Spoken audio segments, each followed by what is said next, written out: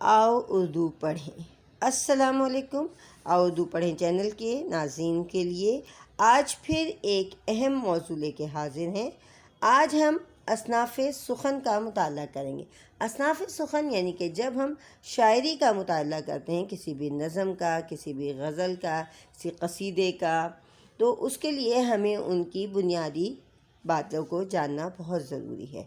اصناف سخن میں بند کیا ہوتا ہے، حمد کسے کہتے ہیں، نظم، مرثیہ، غزل، مخمس اور مسدس کے بارے میں ہم آج اپنے طلباء و طالبات کی چند پریشانیوں کا حل پیش کریں گے۔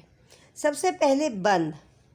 ہم نے اپنی پچھلی ویڈیوز میں اگر آپ نے دیکھا ہو تو میں نے آپ کو مصرع اور شعر کی وضاحت کر دی تھی کہ مصرع کسے کہتے ہیں اور شعر کسے کہتے ہیں۔ تو آج ہے بند۔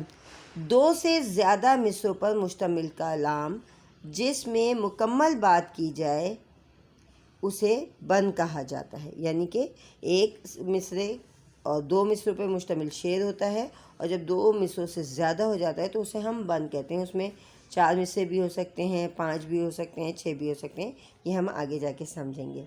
اور بات مکمل ہو جائے اس کو ہم بند کہتے ہیں۔ بڑھاؤ نہ آپس میں الفت زیادہ، مبادا کہ ہو جائے نفرت زیادہ، تکلف علامت ہے بیگانگی کی، نہ ڈالو تکلف کی عادت زیادہ۔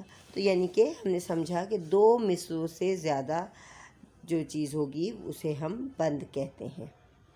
اس کے بعد ہے نظم۔ شاعرانہ اصطلاح میں ایسے اشعار کا مجموعہ جس میں کوئی ایک موضوع مسلسل ادا کیا جائے، اور نظم کے لیے کسی خاص موضوع یا حیت کا مقرر ہونا ضروری نہیں ہے۔ یعنی کہ یہ ضروری نہیں ہے کہ جی نظم جو ہے وہ بند کی صورت میں لکھی جائے گی تو اس کے 4 ہر بند کے مصرعے 4 ہونے چاہیے یا 5 ہونے چاہیے۔ تو کوئی بھی حیت آپ اس کی مقرر کر سکتے ہیں، یعنی کہ کوئی بھی شکل آپ اس کی مقرر کر سکتے ہیں، لیکن موضوع ایک ہی ہوتا ہے۔ نظم اس کو کہتے ہیں کہ جس میں ایک ہی موضوع پہ تفصیلاً بات کی جاتی ہے۔ مثلا اگر آپ اپنی درسی کتابوں میں پڑھیں گے تو برسات کا تماشا ہو گیا، دنیا اسلام ہو گیا، علامہ اقبال کی مشہور نظمیں ہیں، شکوہ ہے، جواب شکوہ ہے، تو یہ جس میں صرف ایک موضوع کو بیان کیا گیا ہے اسے ہم نظم کہتے ہیں۔ حمد، جیسے کہ سب جانتے ہیں، ایسی نظم جس میں اللہ تعالیٰ کی تعریف و توصیف بیان کی جائے اور اللہ کی نعمتوں اور اس کی صفات و قدرت کا ذکر کیا جائے، اسے ہم حمد کہتے ہیں۔ نعت۔ نعت نظم کی وہ قسم ہے جس میں حضور نبی اکرم صلی اللہ علیہ وسلم کی تعریف و توصیف اور آپ صلی اللہ علیہ وسلم کے اوصاف حمیدہ بیان کرنے کی کوشش کی جائے۔ یقیناً انسان جو ہے ان اوصاف حمیدہ کو بیان کرنے کی کوشش ہی کر سکتا ہے۔ مرثیہ۔ ایسی نظم کو کہتے ہیں جس میں کسی کے مرنے پر غم و رنج کا اظہار کیا جائے اور مرنے والے کی خوبیاں اور فضائل بیان کیے جائیں، اور اکثر جو ہے مرثیہ جو ہے وہ شہدائے کربلا کے بارے میں جو لکھے جاتے ہیں انہیں عموماً مرثیہ کہا جاتا ہے۔ غزل۔ یہ نظم کی سب سے مشہور قسم ہے۔ غزل میں کوئی مسلسل مضمون ادا نہیں کیا جاتا، جیسے کہ میں نے بتایا آپ کو کہ نظم میں کوئی ایک ہی موضوع یا ایک ہی موضوع کو مسلسل ادا کیا جاتا ہے، پوری نظم ایک ہی موضوع کے اوپر ہوتی ہے۔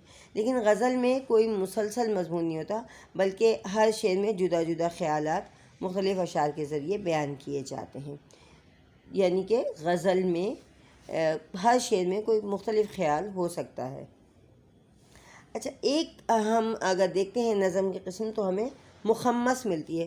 مخمس کا لفظ خمسہ سے ہے جس کے معنی 5 کے ہیں، یعنی ایسی نظم جس کے ہر بند میں 5 مصرعے ہوں، پہلے 4 مصرعے ہم قافیہ ہوں اور 5ویں مصرعے کا قافیہ مختلف ہوگا، مگر نظم کے تمام 5ویں مصرعے ہم قافیہ ہوں گے، مطلب 5ویں جو مصرعہ ہوگا ہر بند کا ان سب کا قافیہ ایک ہی ہوگا۔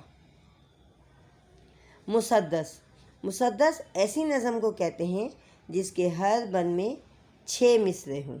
مسدس ایسی نظم کو کہتے ہیں جس کے ہر بند میں 6 مصرعے ہوں اور ابتدائی 4 مصرعے آپس میں ہم قافیہ ہوں گے اور 5ویں اور 6ٹھے مصرعے کا قافیہ مختلف ہوگا، یعنی کہ ان 4 مصرعوں سے مختلف قافیہ ہوگا 5ویں اور 6ٹھے مصرعے کا۔